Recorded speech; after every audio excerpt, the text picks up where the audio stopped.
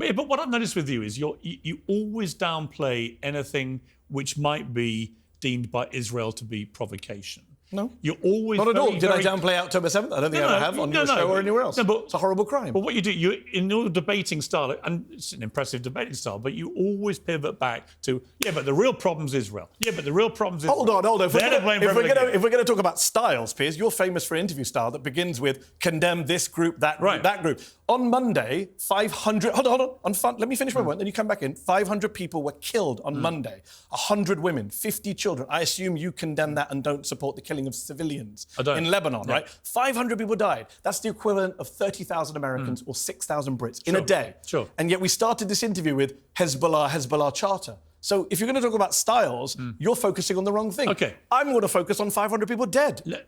Let me come back to the week before, where 3,000 Hezbollah terrorists were targeted specifically... How do you know that?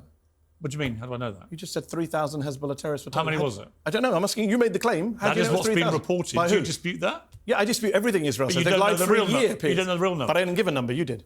Well, what has been the number from the other side? I didn't give a number. You said 3,000 terrorists. I'm wondering why... That is what's been reported. No, it's not reported. It's what's said by Israel. Or it's what's said by people speaking on behalf of Israel. So was a little girl who died? Hang on. Israel hasn't even said it did it. They have in private. It's been reported widely to go... No, to the American government. Okay, but don't say they said it publicly. They haven't. But... Obviously, I believe they did it, right? But I believe they did it too. You're saying they said this in public. You just gave a 3,000 number, and I'm wondering... I just saw a little girl's funeral last week. Was she a Hezbollah terrorist, in your view? No. So then why did you say 3,000 terrorists? There was a kid killed. I was about to say that in the process of targeting very specifically, in an extraordinarily whichever way you look at it... In a terror attack? Well, that's what I'm going to come to. So they target 3,000 Hezbollah terrorists with their pagers, walkie-talkies and so on. In the process, a small... comparative to that number, a small number of civilians get killed, which is obviously deplorable. But my point to you is, if someone's been chucking rockets over for a year at you and your people, you've had to displace 60,000 people from the north of your country because of his relentless bombardment, and you eventually respond in such a precise, targeted fashion, right? And in the process, some civilians are killed, which is never acceptable, can never be condoned, never be supported. But if it is right, as has been widely reported by all mainstream media, that 3,000 terrorists... people associated with Hezbollah. Not everybody in Hezbollah is a terrorist. OK. Like a driver, a nurse. 3,000 members of Hezbollah were targeted, right? Yeah. Would you say that that is... Some people have claimed it's unlawful. Yep. You've said it's a terror attack. You think it was illegal. Yep. But I would say that's not. I mean, I would say that if you look at that in totality, they are responding to rocket attacks all year, and they are being extremely precise, unlike what they've been doing in Gaza, where I do not accept that Israel has been doing this precision targeting they keep talking about, and I've held them to account for that. I do think in this particular occasion, they were extremely precise, and it was a brilliant piece of warfare, right, if you want to call it that. Notwithstanding, I don't like any war, nor do you. But my point is, surely that is justified. I mean, in some parts of this, you have to say Israel's entitled to defend itself. So... Actually, Lebanon is the one that needs to defend itself, as we say, 500 people killed on a day. Look, you are right.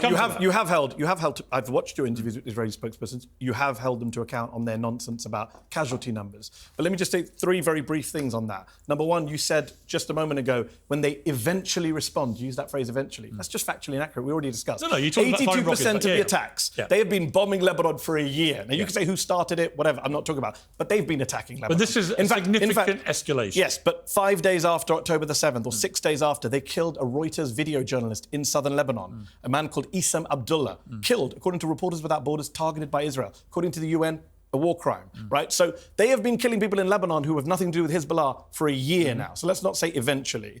Number 2, I would say, yes, it's an act of terror. And that's just not my view. You know Leon Panetta, former Obama defense secretary, former head of the CIA. When the former head of the CIA comes out and says Israel is committing an act of terror, I think we should take that seriously. But it's not just him. A group of UN special rapporteurs on human rights and extrajudicial killings put out a statement. But many other people have said it was not an act of course, and that's terror. the problem with international law. People can argue it all ways. You know that you and I are not lawyers, but we know that lawyers can argue multiple things. But do you not think that action was justified? No, of course not. I don't think you should booby-trap devices. It's against international law to use booby traps. I think I'm actually petrified, separate to the politics of the Middle East, Piers. I'm actually petrified at the ability of governments to use technology and surveillance to track us and now kill us. I think there's a wider discussion to be had. I think the idea that Israel keeps opening the doors to all sorts of new precedents that other governments will run with and we will regret. I think, going into the supply chain of devices, phones, beepers, whatever, pagers, I think that's very, very worrying. I also think from a practical point of view, it's not targeted. If you blow up a guy with a pager, even if you think he's a terrorist or a terrorist leader, you don't know if he's driving, he's at an intersection, he's about to crash his car into children crossing the road. We saw them going off in grocery stores. It's taken out people's eyes, fingers. No, I don't think it's targeted. I think it's barbaric. I think it's illegal. And I also think, look, I say this all the time, even if I was an Israeli, I would not support this. It doesn't make Israel safer. Do you think Israel's safer?